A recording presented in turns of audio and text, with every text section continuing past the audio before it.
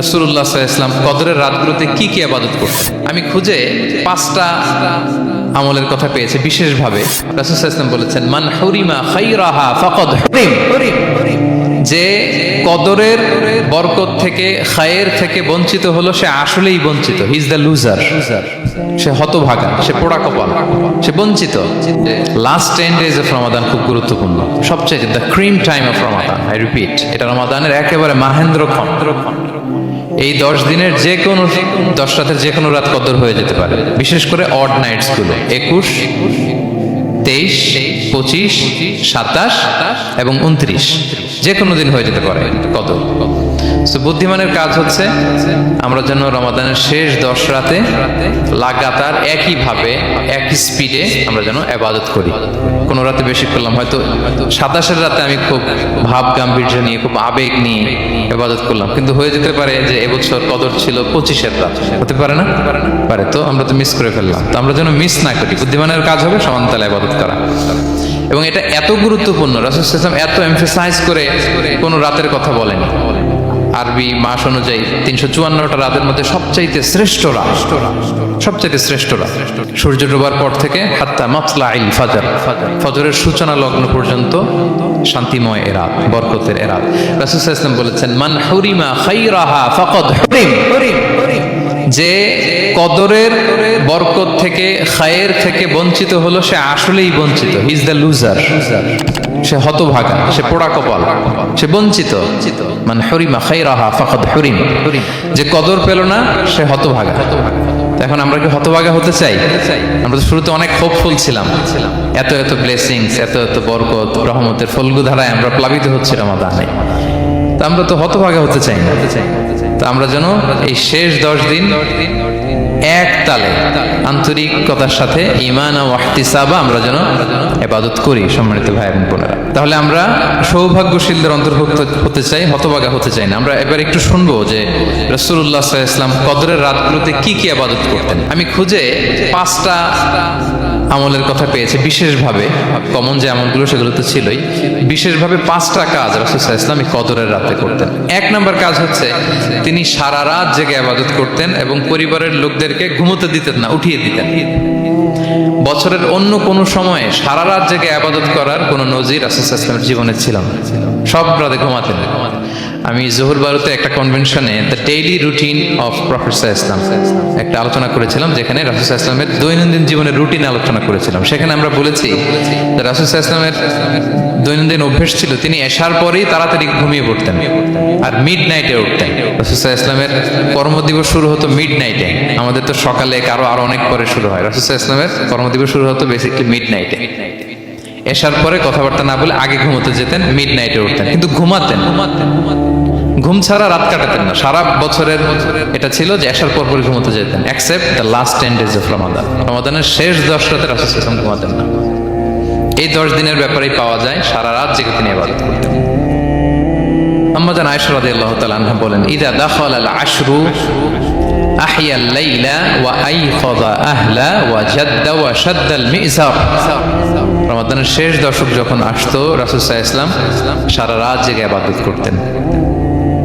পরিবারের সদস্যদেরকে জাগিয়ে তুলতেন, স্ত্রীদের ঘুমাতে দিতেন না, জাগিয়ে তুলতেন। ফাতেমা রাদিয়াল্লাহু তাআলা আনহার ঘর পাশেই ছিল, তাদেরকে যে জাগাতেন এবং নিজে সারা রাত ইবাদত করতেনই। জাদ্দা ওয়া শাদ্দাল মিজার, খুবই বলিষ্ঠ ভাবে, খুব মজবুত ভাবে কোমরে গামছা বেঁধে নামার একটা এক্সপ্রেশন এখানে দেয়া হয়েছে। মিজার, ইজহার মানে হচ্ছে বাংলা করলে হয় লুঙ্গি। লুঙ্গি আমরা যখন খুব শক্ত কোনো কাজ করতে যাই তখন তারা কি করে, খুব টাইট করে লুঙ্গিটা বাঁধে। তার মানে বোঝানো হচ্ছে রাসূল সাল্লাল্লাহু আলাইহি ওয়াসাল্লাম কোমরে ভালো করে লুঙ্গি বেঁধে বা গামছা বেঁধে আটকাট বেঁধে নামতেন শেষ 10 দিনের জন্য। এই সময় তিনি মানে কাউকে কেমন যেন চিনতেন না, সবসময় ইবাদতে মগ্ন থাকতেন। এটা আমরা করতে পারি যে শেষ 10 দিনে আমরা একটা স্পেশাল প্ল্যান করতে পারি যে আমরা আমাদের সর্বোচ্চটুকু উজাড় করে দিয়ে লাস্ট 10 days অফ রমাদানের এই বরকত আমরা হাসিল করব, এটা যেন আমাদের মিস না হয়। তাহলে এটা আমরা একটা পেলাম। 2 নাম্বার হচ্ছে ইতিকাফ করা। রাসূল রাসূলুল্লাহ সাল্লাল্লাহু আলাইহি ওয়াসাল্লাম রমাদানের শেষ 10 দিন ইতিকাফ করতেন। আম্মা জান আয়েশা রাদিয়াল্লাহু তাআলা আনহা বলেন, কানা ইয়াতাকিফুল আশরাল আওয়াখির মিন রমাদান, রমাদানের শেষ দশকে তিনি ইতিকাফ করতেন। হাত্তা তাওয়াফাহুল্লাহ, ওনার ইন্তেকালের আগ পর্যন্ত এই অভ্যাসটাই তিনি জারি রেখেছেন। সুম্মা ইতাকাফা আজওয়াজুহু মিন বা'দি, তারপরে ওনার স্ত্রীরা ইতিকাফ করেছেন। আরেক বর্ণনায় এসেছে ইয়াতাকিফু কুল্লা রমাদান 10 আইয়াম, প্রতি রমাদানে তিনি 10 দিন ইতিকাফ করেছেন। কিন্তু যেই বছর তিনি ইন্তেকাল করবেন সে বছর তিনি 20 দিন ইতিকাফ করেছিলেন। প্রতি রমাদানে 10 দিন, আর যে বছর ইন্তেকাল করবেন সে বছর কয় দিন? 20 দিন তিনি ইতিকাফ করেছিলেন মসজিদে নববীতে। তাহলে আমরা এই রমাদানের শেষ দশকে এটা করতে পারি। 2 নম্বর পয়েন্ট হচ্ছে ইতিকাফ করা। যারা আমরা করিনি তারা আমরা ইতিকাফ করতে পারি। আমাদের আইআইএম এর মসজিদ এটা ইতিকাফের জন্য একটা উর্বর জায়গা। আমরা যখন এই ক্যাম্পাসে ছিলাম তখন দেখেছি যে এখানকার ইতিকাফের পরিবেশ যে এত সুন্দর এটা কল্পনাই করা যায় না। অসাধারণ পরিবেশ। আপনি যদি ইতিকাফ নাও করেন, রাত 2টা বা 3টার দিকে সেন্ট্রাল মস্কে এসে বসে থাকলেও হবে। রাত 2টা-3টার দিকে এসে বসে থাকলে দেখবেন যে কেউ সেজদায় পড়ে কান্না করতেছে, কেউ হালাকা করতেছে, কেউ তাসবিহ পড়তেছে, কেউ কোরআন তেলাওয়াত করতেছে। মানে এত সুন্দর পরিবেশ, ওটা দেখলেই আপনার ইবাদত করতে মন চাইবে। আমরা যেন ইতিকাফ করার চেষ্টা করি। ইতিকাফ করতে না পারলে শেষ দশকের রাতগুলো যেন মসজিদে কাটানোর চেষ্টা করি, তা না পারলেও বাসায় যেন এই রাতগুলো আমরা মিস না করি। বিশেষ করে সেন্ট্রাল মস্কে তো অসাধারণ পরিবেশ, এটা হাইলি রেকমেন্ডেড। ইফ পসিবল আপনারা আসবেন, এখানে ইবাদতের চমৎকার পরিবেশ থাকে। 3 নম্বর হচ্ছে রাসূল সাল্লাল্লাহু আলাইহি ওয়াসাল্লাম এবং জিবরাইল আলাইহিস সালাম যৌথভাবে কোরআন রিভিশন করতেন। খুব ইন্টারেস্টিং। সারা বছর যেটা নাজিল হতো, রমাদানে জিবরাইল আলাইহিস সালাম রাসূল সাল্লাল্লাহু আলাইহি ওয়াসাল্লামকে শোনাতেন, রাসূল সাল্লাল্লাহু আলাইহি ওয়াসাল্লাম আবার জিবরাইল আলাইহিস সালামকে শোনাতেন। সহিহ বুখারীর বর্ণনা, কানা জিবরিলু ইয়ালকাহু ফি কুল্লি লাইলাতিন মিন রমাদান ফায়ুদারিসুল কুরআন, প্রতি রমাদানের প্রতি রাতে এসে রাসূল সাল্লাল্লাহু আলাইহি ওয়াসাল্লামের সাথে কোরআন মুদারাসা করতেন। সহিহ মুসলিমের বর্ণনায়, আন্না জিবরিল কানা ইউআরিদুহু বিল কুরআন কুল্লা আমিন মাররা, প্রতি বছর রমাদানে একবার শোনাতেন বা শুনিয়েছেন। যে বছর তিনি ইন্তেকাল করবেন তিনি 2 বার শুনিয়েছেন। আরাদা ইউআরিদু, মানে এটা ফ্রম বোথ সাইড। আরবি শব্দটা এমন যে জিবরাইল আলাইহিস সালাম শোনাতেন, এরপর রাসূল সাল্লাল্লাহু আলাইহি ওয়াসাল্লাম জিবরাইল আলাইহিস সালামকে শোনাতেন। কোরআন রিভিশন করা। তো এই শেষ দশকের রাতগুলোতে আমরা যেন বেশি বেশি কোরআন পড়ি। কোরআন তেলাওয়াত, কোরআনিক রিসাইটেশন হতে পারে, কোরআনের অর্থ পড়া হতে পারে, তাদাব্বুরে কোরআন হতে পারে, কোরআনের হালাকায় জয়েন করা হতে পারে। ইন ইটস এনি ফর্ম আমরা যেন কোরআনের সাথে অ্যাটাচমেন্টটা বাড়াই লাস্ট 10 days অফ রমাদানে। 4 নম্বর, কিয়ামুল লাইল করা। রাসূল সাল্লাল্লাহু আলাইহি ওয়াসাল্লাম কিয়ামুল লাইল করতেন, এবং কিয়ামুল লাইল শব্দটাকে রাসূল সাল্লাল্লাহু আলাইহি ওয়াসাল্লাম কদরের সাথে জুড়ে দিয়েছেন। সহিহ বুখারীর বর্ণনায় তিনি বলেছেন, মান কামা লাইলাতাল কদরি ঈমানা ওয়া ইহতিসাবা গুফিরা লাহু মা তাকাদ্দামা মিন যামবি, কদরের রাতে যে কিয়ামুল লাইল করে বিশ্বাস নিয়ে এবং নাজাতের প্রত্যাশা নিয়ে, তার পূর্বের সমস্ত গুনাহ আল্লাহ তাআলা ক্ষমা করে দিবেন। তাহলে কিয়ামুল লাইলটা রাসূল সাল্লাল্লাহু আলাইহি ওয়াসাল্লাম বিশেষভাবে কদরের রাতের সাথে সম্পৃক্ত করেছেন। আমরা যেন প্রতি রাতে কিয়ামুল লাইল করি, লম্বা সময় যেন দাঁড়িয়ে থাকি, লম্বা সময় কোরআনিক রিসাইটেশন করি দাঁড়িয়ে থেকে, লম্বা সময় রুকু, লম্বা সময় সিজদা, স্পেশালি সিজদা।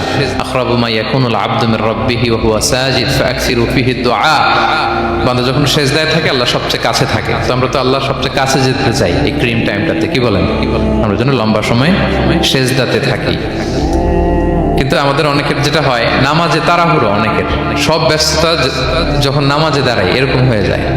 রাসূল সাল্লাল্লাহু আলাইহি ওয়াসাল্লামের সালাত যদি আমরা খেয়াল করি, বিশেষ করে কিয়ামুল লাইলে এত যে সুন্দর ছিল।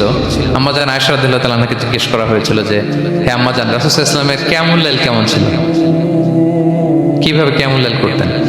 আম্মা জান আয়েশা, দেখেন ওনার এক্সপ্রেশনটা কত সুন্দর। তিনি বলেছেন, ফালা তাসআল আন হুসনিহিন্না ওয়া তুলিহিন্না, রাসূল সাল্লাল্লাহু আলাইহি ওয়াসাল্লামের কিয়াম যে কত সুন্দর ছিল, কত লম্বা ছিল, আমায় জিজ্ঞেস করো না, আমি বলতে পারবো না। আমরা অনেক সময় যখন খুব বেশি চমৎকার কিছু হয় তো আমরা কি বলি, ভাই এত সুন্দর ছিল, আমি বোঝাতে পারবো না, এরকম বলি না? যে এত অসাধারণ, আমি বলে বোঝাতে পারবো না। বাংলাতেও কিন্তু আমরা বলি এত চমৎকার, বলে বোঝাতে পারবো না, শব্দের বুননে, ভাষার বুননে আমি ফুটিয়ে তুলতে পারবো না। তো আমার জানা এটাই বলেছিলেন, ফালা তাসআল আন হুসনিহিন্না ওয়া তুলিহিন্না। রাসূল সাল্লাল্লাহু আলাইহি ওয়াসাল্লামের রাতের নামাজ কিয়ামুল লাইল যে কত সুন্দর ছিল, কত দীর্ঘ ছিল, লম্বা ছিল, আমায় জিজ্ঞেস করো না, আমি বলে বোঝাতে পারবো না। সুবহানাল্লাহ ওয়া বিহামদি। আমরা যেন লম্বা সময় কিয়ামুল লাইল করি। আমাদের আয়েশা রাদিয়াল্লাহু তাআলা আনহা আরো বলেন, কানা ইয়াকুমু মিনাল লাইলি হাত্তা তাতাফাত্তারা কদামা।